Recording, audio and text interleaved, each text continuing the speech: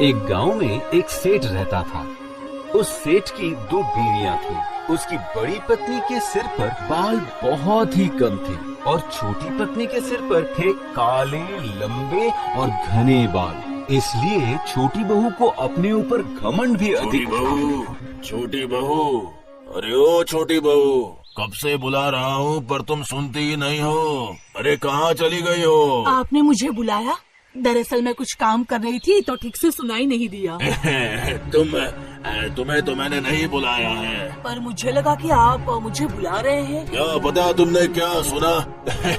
अब कान खोलकर सुन लो, मैंने तुम्हें नहीं छोटी बहू को बुला रहा था, समझी? ओह, तो लगता है कि मैंने गलत सुन लिया। हाँ, हो सकता है, पर छोटी बहू है कहाँ है? वो छोटी बहू अपने बाल बनाने में व्यस्त है।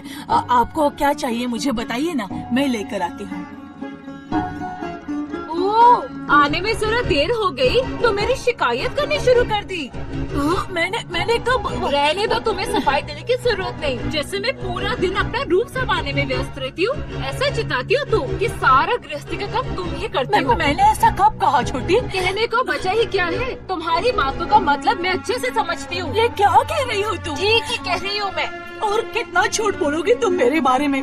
हे भगवान, क्या दिन आ गए हैं। अब इनके सामने तुम मुझे झूठी साबित कर रही हो। बस यही सुनना बाकी रह गया था। रुको छोटी, अब बस नहीं और करो। नहीं, तुम ही चुप हो जाओ बड़ी बहू। बात बात पर मुझे झगड़ा बिल्कुल पसंद नहीं है। झगड़ा मैं कर रही हूँ या ये छोटी कर रही है? ये तो हर बेकार समय। की बातें बंद करो और जाकर अपना काम करो। हमेशा दूसरों की गलतियाँ निकालती रहती हो। ठीक है, क्या काम करना है बताइए। कौन सा काम? कौन सा काम? जाओ और जाके मेरे लिए एक पान लगा कर ले आओ। और सुनो, गुस्से में ज्यादा चुनाव मत डाल देना, नहीं तो जीभ कट जाएगी। अब ऐसे क्या देख रही हो? जाओ यहाँ से, जाओ।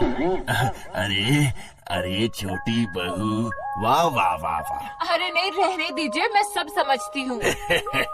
अरे सुनो सुनो, मुझे तुम्हें एक बात बतानी है, सुनो ना। क्या बात है? कल सुबह मैं व्यापार के लिए जाऊंगा और देश विदेश में व्यापार करके 1 महीने बाद लौटूंगा। इसलिए क्या? देखो, बड़ी बहू को कुछ भी मत बताना, समझ गई? उस काली कलोटी बड़ी बहू का चेहरा देखकर व्यापार करने जाऊंगा तो बहुत भारी नुकसान हो जाएगा। हाँ, सही कहा आपने। बहुत सारे निर्लज देखे हैं पर उसके जैसा नहीं देखा। हे प्रभु, ये क्या कह रहे हैं? अब यही सुनना बाकी रह गया था। पर फिर भी प्रभु, मेरे पति का ध्यान रखना। चलता हूँ छोटी बहू, अपना ध्यान रखना। हाँ, अपना अच्छे से ध्यान रखना। हाँ, मैं अपना ध्यान रखूंगी, पर व्यापार से लौटते समय मेरे लिए रेशमी साड़ी, सोने का सुंदर हार और मोतियों का हार लाना मत भूलिएगा। अच्छा अच्छा अच्छा, ले आऊंगा छोटी बहू, ले आऊंगा। अपना ख्याल रखिएगा और सही सलामत लौट आइए। और मुझे कुछ भी नहीं चाहिए।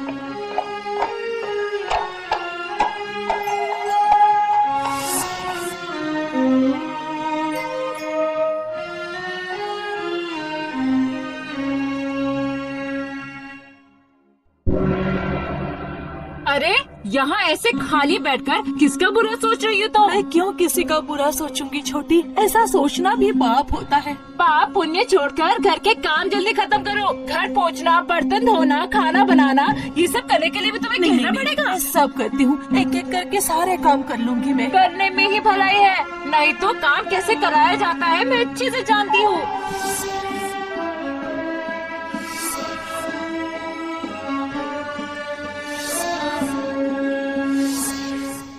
अरे, अपने लंबे बालों को तुम्हें संवार ही नहीं पा रही हूँ।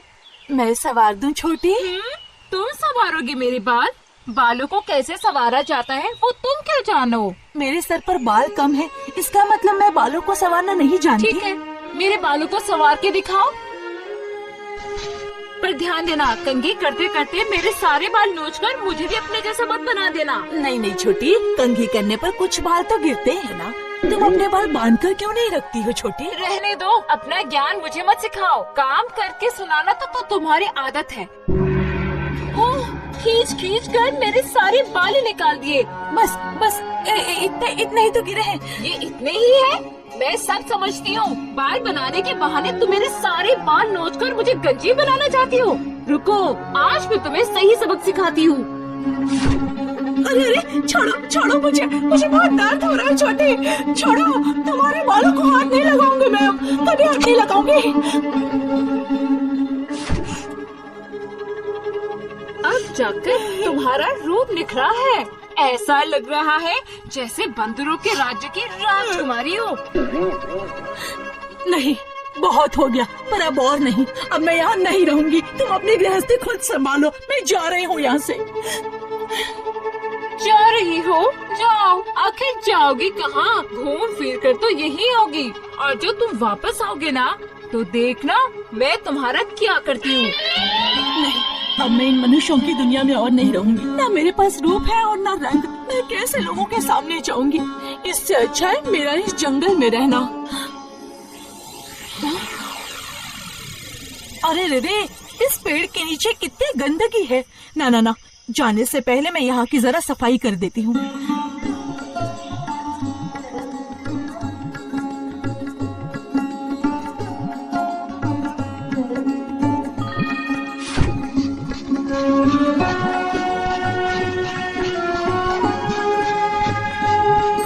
आखिर तुम कौन हो? तुम्हारा स्वभाव देखकर मैं बहुत खुश हुआ। तुम्हारे सारे दुख दर्द दूर हो जाए, तुम हमेशा खुश रहो।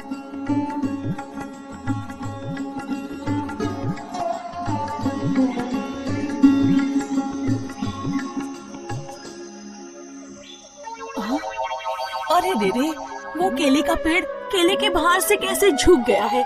ना, कैसे भी करके उसे सीधा करना ही होगा मुझे।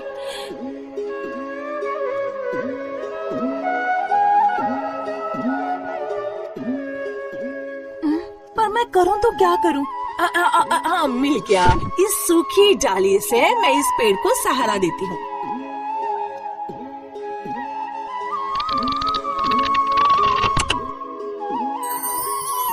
बेटी वाह, तुम्हारी दया और माया देखकर मैं खुश हुई। दुख तुमसे दूर हो जाए और तुम सुखी हो जाओ।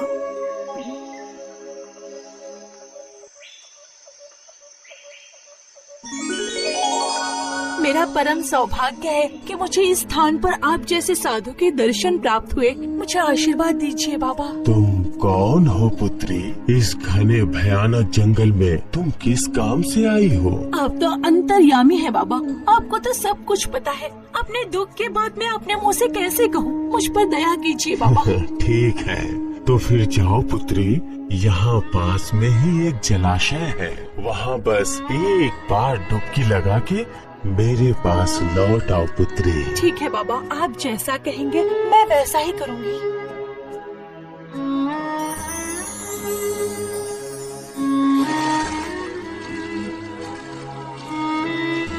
मेरे मन को शांति दीजिए प्रभु।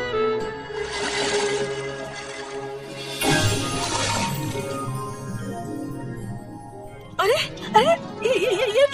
ये कैसा चमत्कार है? मैं इतनी सुंदर हो गई, मेरा रूप इतना सुंदर हो गया, इतने लंबे बाल। ये निश्चित ही साधु बाबा का चमत्कार है। उनके पास फिर से लौट जाती हूँ। प्रभु आप महान है। अरे ये क्या कर रही हो पुत्री? उठो उठो उठो। ये लो पुत्री, ये टोकरी तुम्हारे लिए है। क्या कहा? ये गहनों से भरी टोकरी, ये सब मेरे लिए है बाबा? हाँ पुत्री, ये गहने रत्न सब निकाल भी लोगी, टोकरी खाली कर देने पर भी वापस फिर से भर जाएगी। पर मुझे ये सब क्यों दिया बाबा? मुझे ये सब नहीं चाहिए। तुम्हारी सरलता और भलमानसता पे खुश होके मैंने उपहार स्वरूप तुम्हें ये टोकरी दी है। जाओ जाओ और खुशी खुशी अपना जीवन व्यतीत करो पुत्री।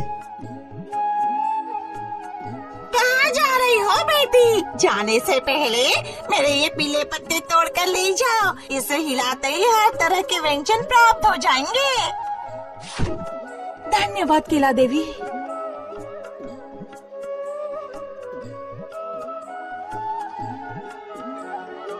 जाने से पहले एक बार मेरे पास आओ बेटी। कैसे है आप पेड़ महाशय? मेरे पेड़ पर जो सूखी डाली दिख रही है उसे तोड़ लो और उसे हिलाते ही सिर्फ सूती ही नहीं, रेशमी, मलमल, हर तरह के कपड़े मिल जाएंगे तुम्हें।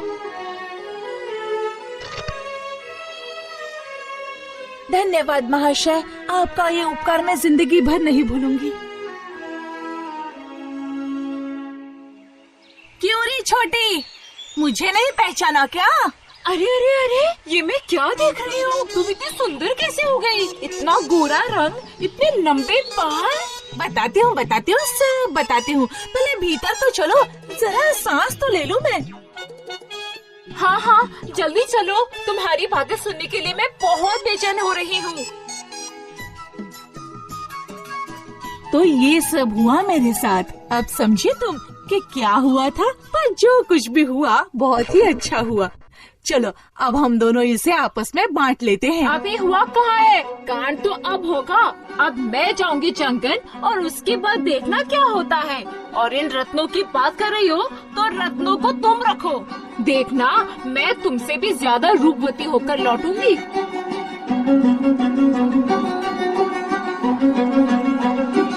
सुनो बेटी, थोड़ा यहाँ सफाई करती जाओगी? तुम क्या पागल हो गए हो? मैं साफ करूंगी। तुमने ऐसी बात सोची भी कैसे? जाओ अपना काम करो। चलो हटो।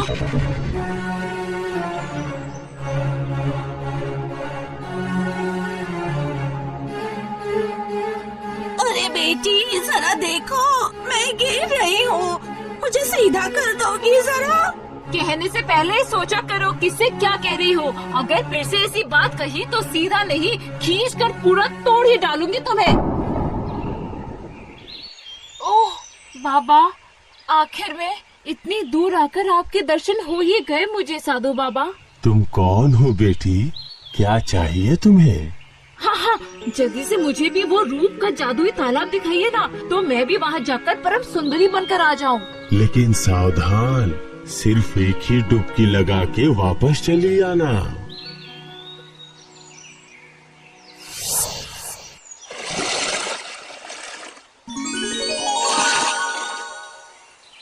अरे अरे अरे, ये क्या? मेरे देह का रंग कितना सुंदर और निखर गया है। नहीं नहीं नहीं नहीं, एक डुबकी में अगर ऐसा हो तो दूसरी डुबकी लगाने पर न जाने क्या हो जाएगा।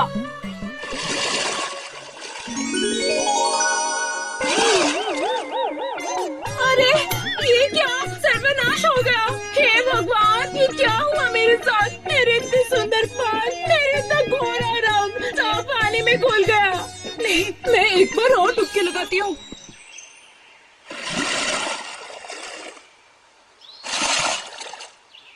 अरे ये क्या? कुछ नहीं हो रहा है मेरे साथ। अब मैं क्या करूँ?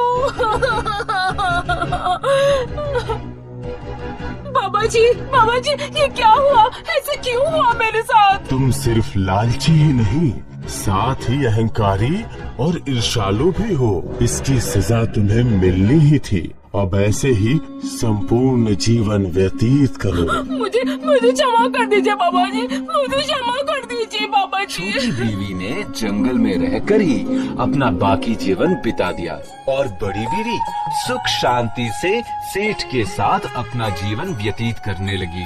तो समझे ना, ज्यादा लालच का फल क्या होता है। जो सबका भला करता है उसका अंत भी भला ही होता है।